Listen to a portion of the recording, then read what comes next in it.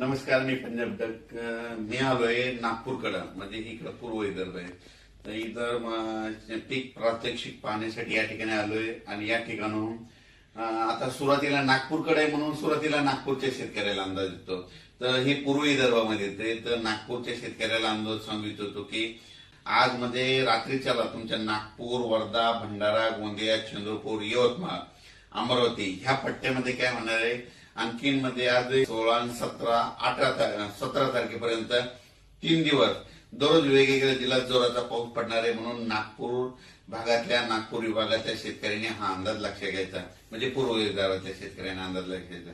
त्याच्यानंतर पूर्व विदर्भाच्या बाजूला पश्चिम विदर्भ आहे. मग पश्चिम विदर्भामध्ये यवतमाळ जिल्हा, वाशिम जिल्हा, अमरावती जिल्हा, अकोला जिल्हा, बुलढाणा जिल्हा ह्या 5 जिल्ह्यातल्या शेतकऱ्याला सांगितलं होतं की आज 15 सप्टेंबर, 16, 17 3 दिवस आणखीन जवळपास दररोज वेगवेगळ्या जिल्ह्यात, वेगवेगळ्या तालुक्यात तुमच्या भागामध्ये जोराचा पाऊस पडणार आहे. रात्री पडणार आहे, दुपार 2:30च्या नंतर हे देखील येणार आहे. म्हणून हा अंदाज पूर्व आणि पश्चिम विदर्भातल्या शेतकऱ्यांनी लक्षात घ्यायचा. आणि सगळ्यात महत्वाचं काय झालं की आता मराठवाडा, पश्चिम महाराष्ट्र आणि उत्तर महाराष्ट्र, आता काय झालं की म्हणजे ह्या 2 दिवसापासून मराठवाड्यात तर पावसाने इतका धुमाकूळ घातलाय. मग मराठवाड्यात काय परिस्थिती राहणार तर तुम्हाला सांगू इच्छितो. हे परतीचा पाऊस आहे. मी म्हटलं होतं ना, परतीचा पाऊस काय होतो, जे भाग सुटला ना तिथं झोडपून काढतो. मग कोणता भाग सुटलेला होता, अहिल्यानगर सुटलेला होता, बीड जिल्ह्यातला काही भाग सुटलेला होता, कडाशीचा काही भाग सुटलेला होता. तर त्या भागाला आज देखील खूप पावसानं झोडपिलंय. आणि मराठवाड्यातल्या शेतकऱ्याला खास करून आज सांगतो की आज आहे 15 सप्टेंबर, 16, 17 आणि 18 आणखी 4 दिवस मराठवाड्यातल्या सगळ्या जिल्ह्यामध्ये दररोज वेगवेगळ्या तालुक्यात, वेगवेगळ्या भागात, वेगवेगळ्या गावात असा जोराचा पाऊस 4 दिवसात पडणार आहे. आतापर्यंत तुम्ही पाऊस इतका कधी पडलेला नाही पहिला. असा या 4 दिवसात पाऊस काय होणार आहे म्हणजे सांगायचं झालं तर नांदेड जिल्हा, हिंगोली जिल्हा, परभणी जिल्हा, बीड जिल्हा, लातूर जिल्हा, जालना जिल्हा, संभाजीनगर आणि धाराशिव जिल्हा ह्या जिल्ह्यामध्ये काय होणार आहे मराठवाड्याच्या, म्हणजे आज 15, 16, 17, 18 4 दिवस खूप जोराचा पाऊस पडणार आहे. त्याच्यानंतर 18च्या नंतर 19च्या नंतर काय होईल, थोडं म्हणजे उघाड भेटणार आहे 19 पासून. पण उघाड जरी झाली तरी काय होणार आहे मराठवाड्यात मात्र स्थानिक वातावरणातून जवळपास 21 तारखेपर्यंत, 21-22 सप्टेंबर पर्यंत थोडा भाग बदलत पाऊस पडणार आहे. म्हणून हे अंदाज लक्षात येतात.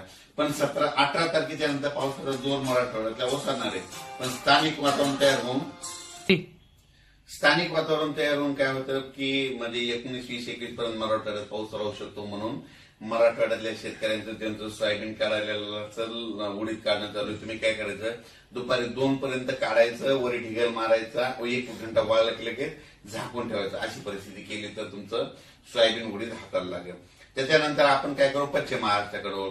पश्चिम महाराष्ट्राकडे सोलापूर जिल्हा, सांगली जिल्हा, सातारा जिल्हा, कुडाळ ते म्हणजे सातारा जिल्हा, अहिल्यानगर, नाशिक जिल्हा ह्या पट्ट्याच्या शेतकऱ्याला सांगू इच्छितो की पश्चिम महाराष्ट्राकडे आज म्हणजे 15, 16, 17, 18 4 दिवस दररोज वेगवेगळ्या भागात, वेगवेगळ्या गावात, वेगवेगळ्या तालुक्यात जोराचा पाऊस पडणार आहे, विजेच्या कडकडासह पडणार आहे. म्हणून हा अंदाज लक्षात येतात. म्हणजे विजा अशा असतील की ह्या विजा कडकड वाजणार नाही, असं वेगळं असं बँडचा जसा आवाज येतो ना तशा विजाचा आवाज येईल. म्हणून तुम्ही काय करायचं, ह्या 4 दिवस जरा सतर्क करायचं. म्हणजे पश्चिम महाराष्ट्रात देखील जोराचा पाऊस पडणार आहे. जोराचा पाऊस पडल्यामुळे काय होणार आहे, नद्याला पाणी येणार, नद्याला पूर येणार. त्याच्यामुळे मांजरा धरणाचं पाणी सोडावं लागेल, माजलगावच्या तळ्याचं देखील पाणी सोडावं लागेल. त्याच्यानंतर पुण्याकडे पाऊस पडणार आहे म्हणून खडकवासलाचं पाणी सुटेल. त्याच्यानंतर ते पाणी तिकडे खाली सांगलीकडे जाईल. नद्याच्या पाण्याच्या पातळीत वाढ होणार आहे. म्हणून सातारा, सांगली, कोल्हापूर, सोलापूरच्या शेतकऱ्यांनी हा अंदाज लक्षात घ्यायचा. आणि पुणेकरांना देखील आजच बघा तुम्ही 15 तारखेपासून तुमच्या तिकडे जोराचा पाऊस सुरू होणार आहे. म्हणून हे पुणेकरांना देखील अंदाज लक्षात घ्यायचा. म्हणजे पुणेकरच नाही तर सांगायचं झालं तर पश्चिम महाराष्ट्रातील सगळ्या शेतकऱ्यांनी 15, 16, 17, 18 4 दिवस जोराचा पाऊस वेगवेगळ्या भागात पडणार आहे. म्हणून हे अंदाज लक्षात घ्यायचा. आता त्याच्यानंतर आपण उत्तर महाराष्ट्राकडे. उत्तर महाराष्ट्रातल्या शेतकऱ्याला सांगू इच्छितो की नाशिक जिल्हा, इगतपुरी, त्याच्यानंतर नंदुरबार, धुळे, जळगाव तुमच्याकडे म्हणजे उद्यापासून 16, 17, 18 म्हणजे 16, 17, 18 आज देखील 15ला देखील आयात पाऊस आहे. पण 16, 17, 18ला नंदुरबारकडे तिकडे पाऊस जाणार आहे. म्हणून उत्तर महाराष्ट्रातल्या शेतकऱ्यांनी, 4 जिल्ह्यातल्या शेतकऱ्यांनी हा अंदाज लक्षात घ्यायचा. आणि हा परतीचा पाऊस आहे. आणि परतीचा पाऊस काय करतो, सगळ्याला धुडकून काढतो. म्हणून हे लक्षात घ्यायचा. याच्यानंतर आता हे झालं परतीचा.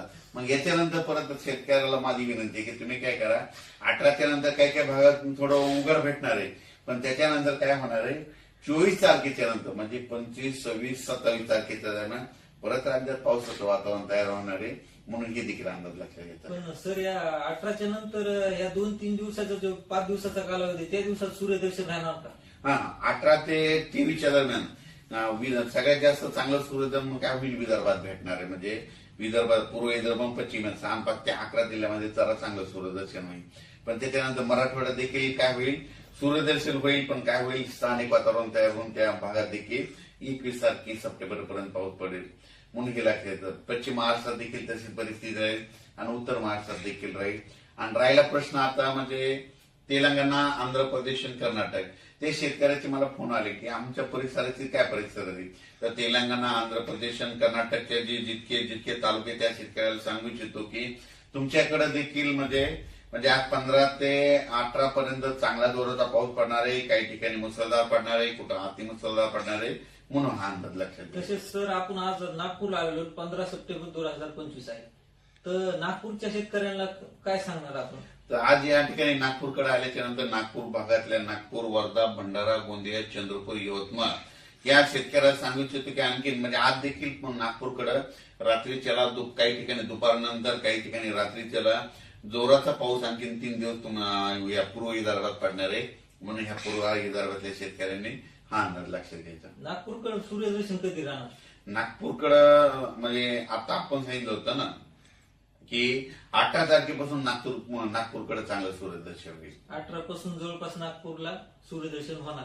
तर सर तुम्ही सांगितल्याप्रमाणे सर्व नद्याला पूर आलेले आहेत, सर्व डॅमचे दरवाजे उघडले गेलेले आहेत, धरणाचे दरवाजे उघडलेले आहेत, नदीकाठच्या गावांना तुम्ही काय सांगू इच्छिता? तर आपण एकदा त्या बंधाऱ्यावर एक अंदाज दिला होता, त्या ढालेगावच्या बंधाऱ्यावर तिथून आपण सक्सेस काय म्हणत होतो की बंधाऱ्यावरून सांगितलं होतं की ह्या 13 तारखेला अहिल्यानगरकडं म्हणजे बीड जिल्ह्यात अहिल्यानगर कडे खूप पाऊस पडेल आणि 1.25 लाखानं पाणी सुटेल, असं तिथं आपण तसं पाणी सुटलंय.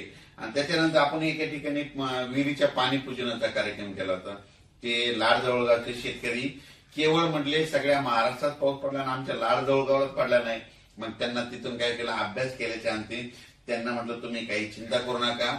आणि तिथं इतका पाऊस पडला, आता त्यांचे मेसेज आले ते तळ देखील भरलं, ते विहिरीचं ज्या पूजन केलं ना, ते विहिरीच्या लेवल पाणी आलंय. आणि त्या शेतकऱ्यांनी मला तिथं आता पूजनासाठी बोलवलं. आणखीन इथून नागपूरहून 4-5 दिवसात इकडल्या भागात मी मुक्का आहे. 24, 25, 26 ऑक्टोबरला एकदा दिपाळीमध्ये थोडं तुरळक ठिकाणी येईल पाऊस, लय काय येणार आहे.